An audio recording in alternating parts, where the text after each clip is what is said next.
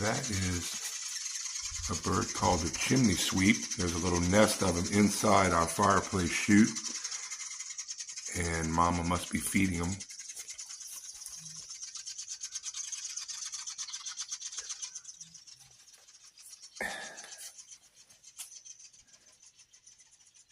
And they come in every year.